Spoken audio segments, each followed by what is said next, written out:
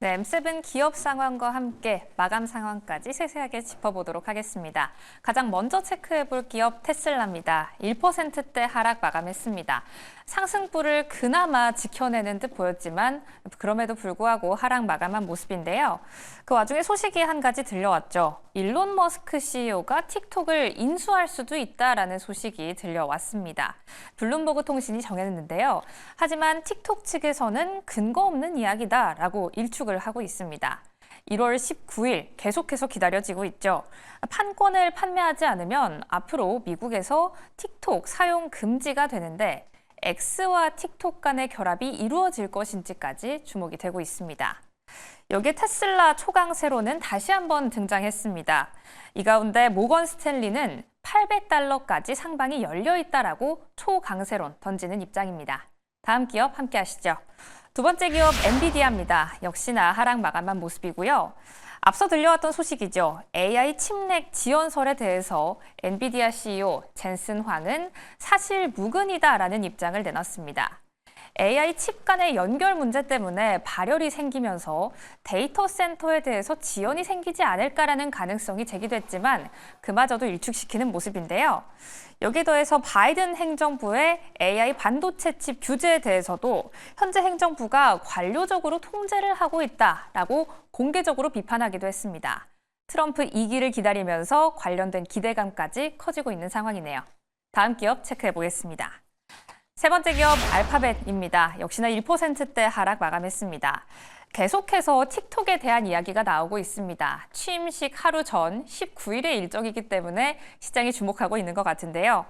틱톡이 사용 금지될 시 수혜를 받을 수 있는 종목으로 알파벳과 메타가 꼽히고 있습니다. 역시나 핵심은 광고에 있는데요. 두 종목 모두 광고 매출이 점유율이 증가할 수도 있다라는 분석까지 나오고 있는 상황입니다. 네 번째 기업 함께 하시죠. 네 번째 기업 애플입니다. 역시나 0.67% 하락 마감했습니다. 2024년 스마트폰 시장을 한번 살펴봤을 때 시장 점유율 2위를 달렸다라는 분석이 나왔습니다. 역시나 1위는 삼성전자가 지켜내고 있었고요. 그 안에서도 글로벌 점유율 18% 정도는 달성하고 있었다라는 분석이 나오고 있습니다. 이 아이폰 16 시리즈에 대한 전망은 엇갈리고 있지만 이 시장 점유율 안에서도 작년 프로와 프로 맥스 등 시리즈 간의 수요가 증가했다라는 분석도 함께 나왔습니다. 특히나 중국에서의 수요가 증가했기 때문에 이 부분도 함께 주목을 받고 있다는 점 확인해 보셔야겠습니다. 다섯 번째 기업 함께 체크해 보시죠. 다섯 번째 기업 마이크로소프트입니다. 1.52% 하락했고요. 웰스파고에서는 한 가지 분석을 내놨습니다. 2025년 2분기 실적은 예상 범주 안에 들어가 있을 것이다 라고 언급을 한 건데요. 역시나 관건은 인공지능에 달려있다라고 이야기를 하고 있습니다. 인공지능 안에서도 연산 능력을 얼마나 확대시키느냐에 따라서 달려있다고 하는데요. 향후 이 부분이 주가를 움직일 수도 있다고 하니까요. 면밀히 확인해 보시기 바랍니다. 다음 기업 체크해 보겠습니다. 여섯 번째 기업 아마존입니다. 0.71% 하락했고요. 모건 스탠리가 아마존에 대해서 전자상거래 부문이 현재 저평가 구간에 들어가 있다라는 분석을 내놨습니다. AWS 성장세라는 클라우드뿐만 아니라 현재 이 전자상거래 부문도 체크를 해봐야 한다라고 이야기하면서 목표 주가를 $230에서 $280까지 상향 조정했다라는 부분도 함께 체크해 보셔야겠습니다. 다음 기업 함께 하시죠. 다음 기업 마지막으로 보겠습니다. 메타입니다. 2%대 내렸고요. 간밤 들려온 소식 한 가지 체크를 해보겠습니다. 메타가 현재 성과 기반 해고로 직원의 5% 정도를 감축하고 있다라는 소식이 들려왔습니다. 이름처럼 성과가 가장 낮은 직원을 대상으로 해고 통보를 진행 중이다라는 건데요. 성과 주기가 끝나는 2월까지 전체 직원의 10% 정도가 감축될 것이다라는 시장의 예상도 나오고 있는 상황입니다. 이렇게 M7 기업의 전반적인 마감 상황 짚어봤습니다. 이제부터는 타이거 인베스트 황윤석 대표와 이야기 나눠보도록 하겠습니다. 대표님, 오늘도 안녕하세요. 안녕하십니까? 네, 오늘도 역시나 잘 부탁드립니다. 앞서 보셨던 것처럼 뉴욕 증시 3대 지수는 혼조세로 마감을 했습니다. 역시나 M7 기업들도 전반적으로 하락하는 모습이었는데요. 또 오늘 시장에서는 암 치료제를 인수했다라고 밝히면서 좋은 흐름을 보여주던 일라이 릴리가 7%대도 하락을 했어요. 이 부분 짚어주시죠. 네, 일라이릴리 하면은 지금 국내에서도 이제 그 마운자로 시판이 되고 있죠. 그래서 비만 치료제 얘기가 되고 있는데요. 지금 이 일라이릴리가 하락한 이유를 한번 보시면은 이제 실적 발표 시즌이잖아요. 그런데 보시면 일라이릴리 그 비만 치료제가 그 4분기 실적에서 실적 가이던스를 약간 하회한 걸로 나타나면서 하락으로 마감을 했는데요. 지금 뭐 JP 모건 헬스케어 컨퍼런스도 진행되고 있지만 사실 거기에 따른 시장의 뭐 제약바이오나 헬스케어주들의 상승은 상당히 미미한 것 같고요. 영향력이 크게 나타나지 않는 것으로 보입니다. 그런데 이런 제약바이오 관련주들의 특성이 뭐냐면 실적 발표할 때 가이던스가 안 좋아지면 크게 하락하는 경우가 있고요. 또 한 가지는 임상시험에서 실패했을 경우에 특히 부작용이 나타나거나 뭐 장애나 후유증 같은 게 나타난다 그러면 급락할 경우가 있습니다. 이런 경우는 주의를 하셔야 될 것 같고요. 그래서 지금 일라이릴리 차트를 보면서 한번 말씀드려 보려고 합니다. 근데 지금 보면 여기서 이 자리에서 지금 장대 음봉을 맞았는데 한 가지 좀 다행스럽다고 볼 수 있는 거는요. 아래 꼬리를 달면서 낙폭을 좀 줄였어요. 근데 말씀해 주신 것처럼 일라이릴리는 소규모 제약사들 뭐 이런 쪽 M&A를 활발하게 하고 있고요.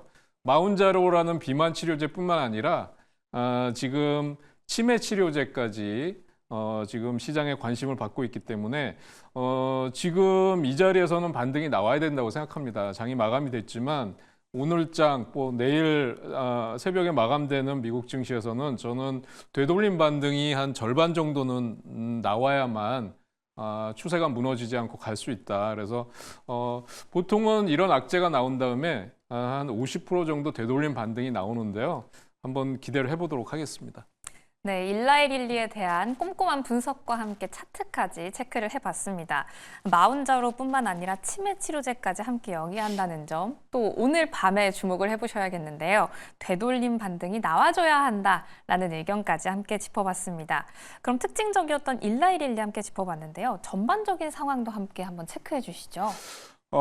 지금 그 미국 증시가 어제 그 PPI 결과가 발표됐는데 시장 예상치를 하회한 걸로 나타났어요. 그래서 그게 뭐냐면 그러니까 그만큼 인플레가 둔화된다라는 거니까 시장에서는 환영할 만한 내용인데 그래서 프리마켓에서 장 시작하기 전에 개장하고 나서는 3대 지수가 강하게 상승을 했거든요.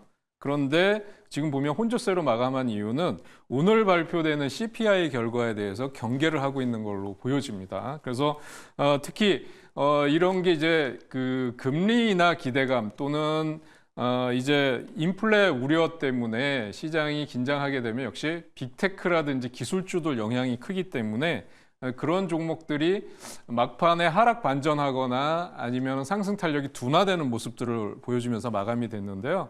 그래서 이런 흐름은 제가 볼 때 트럼프 대통령 취임 초기까지 취임하고 그 취임한 주까지는 네. 좀 지속이 되지 않을까 이렇게 보고 있습니다.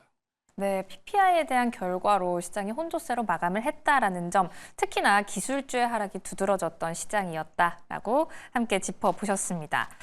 그렇다면 이제는 기업별로 추세를 한번 지켜볼게요. 역시나 앞서 말씀드렸던 것처럼 혼조세로 약간 혼란스러웠던 시장 안에서 차트를 통해서 또 분석해 주실 기업 어디로 한번 출발을 해볼까요?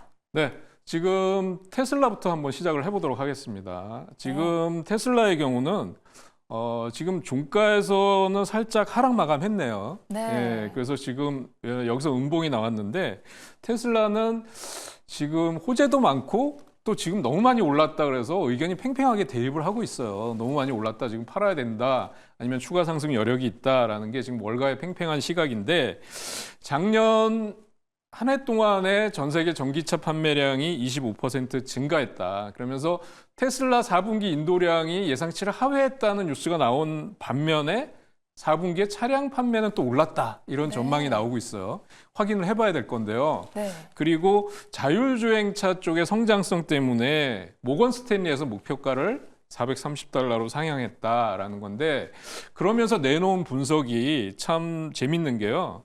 물론 뭐 인공지능 로봇 분야에서 테슬라가 선도적 지위를 하고 있다. 그러니까 앞으로의 성장 동력은 자율주행이다. 이렇게 얘기를 했는데요. 네. 특히 테슬라가 2040년까지는 750만 대의 자율주행차를 인도할 거다. 이렇게 예상을 하면서 저는 상당히 좀 놀라웠는데요.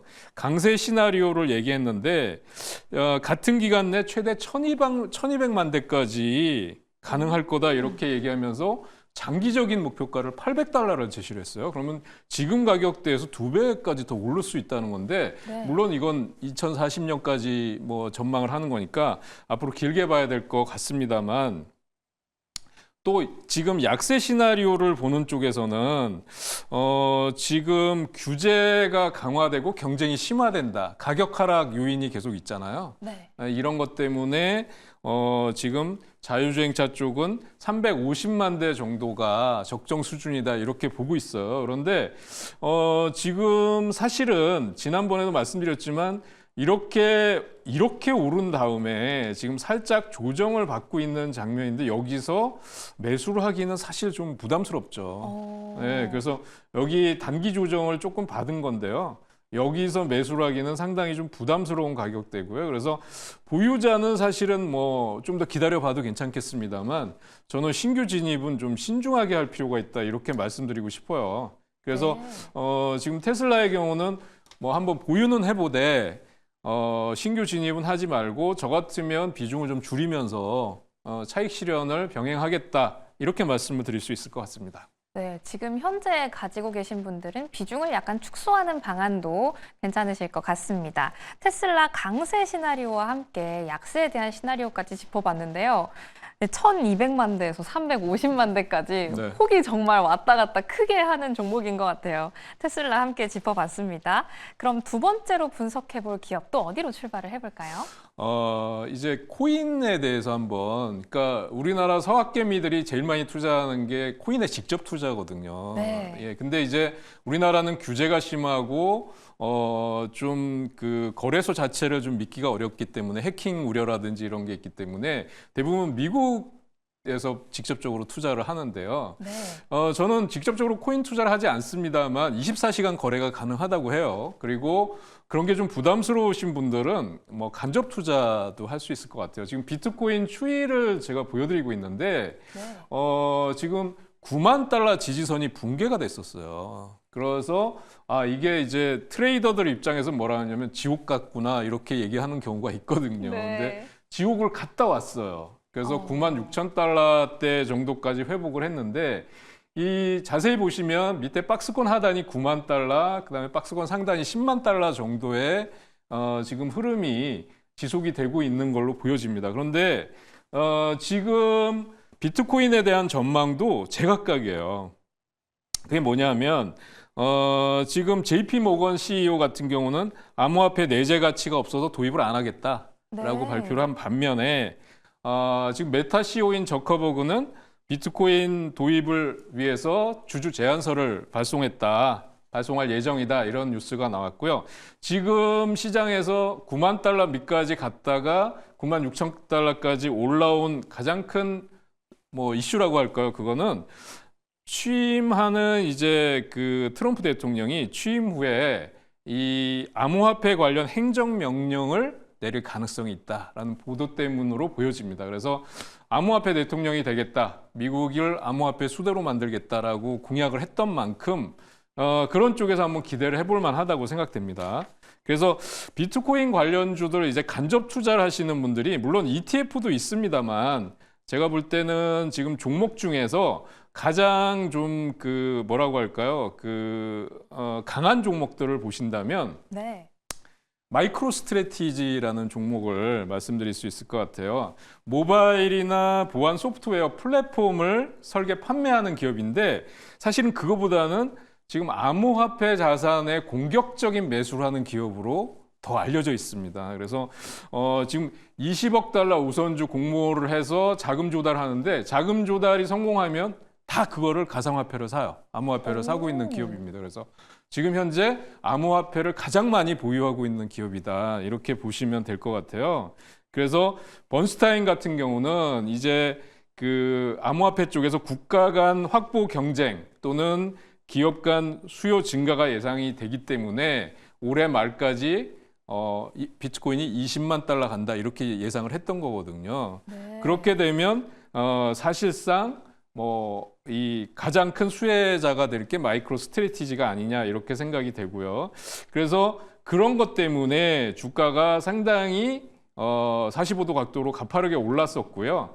이제 고가주입니다. 943달러 고점을 찍고 나서 마이크로 스트래티지를 보면 지금 주가가 거의 543달러를 찍고 나서 342달러가 됐으니까 네. 거의 반토막은 아니지만 그래도 단기간에 하락폭이 상당히 컸었던 거죠. 네. 그러면서 반등 시도가 나오고 있어서 주봉상으로 한번 본다면 지금 이런 자리에서 지지를 형성해 가고 있는 장면이고요. 거래량이 증가한다 그러면 단기 상승 여력은 충분할 수 있다 이렇게 보여집니다.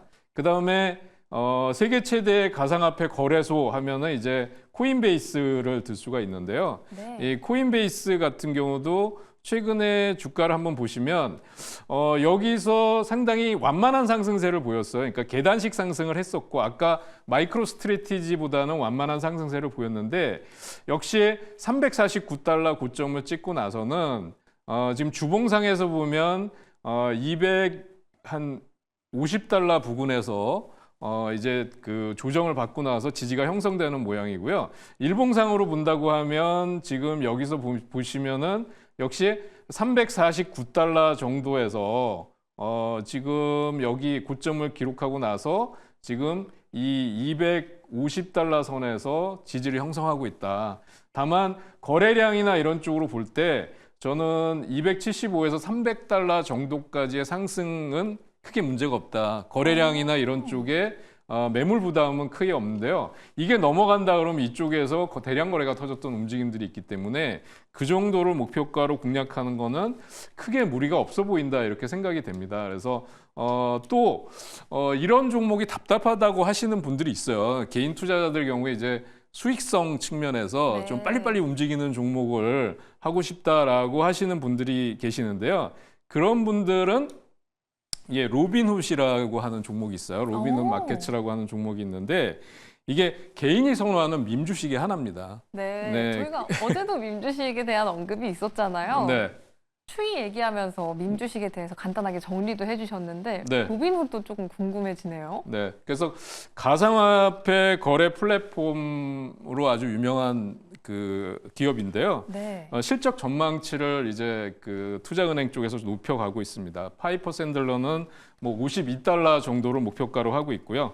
번슈타인은 가상화폐 시장이 제도화되고 안정되면 이 플랫폼이 주목을 받을 거다라고 얘기를 하고 있고요. 목표 주가 51달러를 하고 있는데 지금 오늘 장에서도 5%가 넘는 상당히 강한 상승세를 보여줬어요. 그래서 네. 개인들이 선호하는 종목이다라는 측면에서 이해를 하시면 될 것 같고요.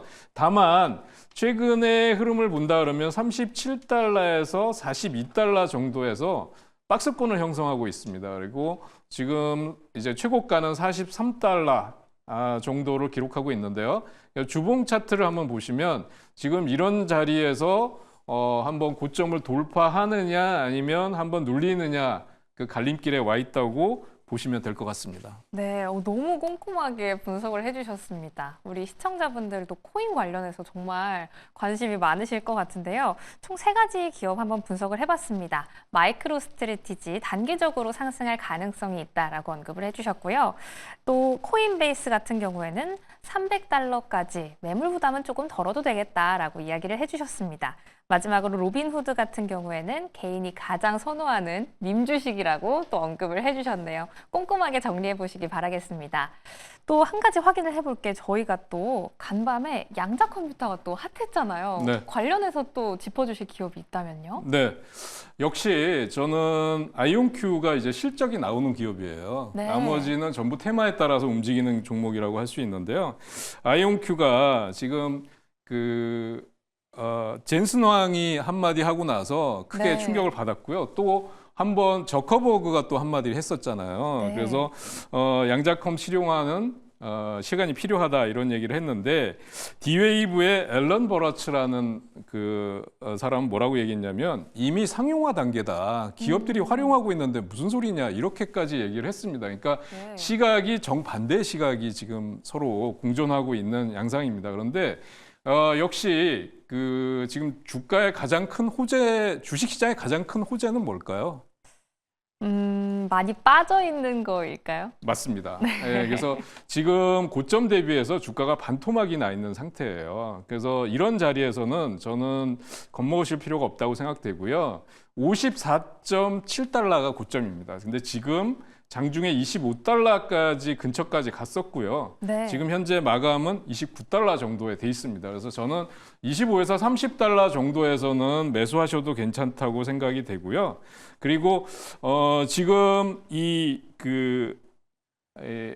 아이온큐 같은 경우는 다른 종목과 다르게 계속해서 계약이라든가 매출이 발생하고 있어요. 그래서 네. 미국의 공군 연구소와 2,110만 불 달러 규모의 프로젝트가 또 발표되고 있다. 네. 그래서 지금은 분할 매수로 대응할 때다. 저는 그렇게 보고 있고요. 그래서 양자컴 관련주들은 오늘도 리게팅 컴퓨터라든지 이런 종목들은 탄력이 강한 반면에 아이온큐는 상대적으로 좀 약했는데요.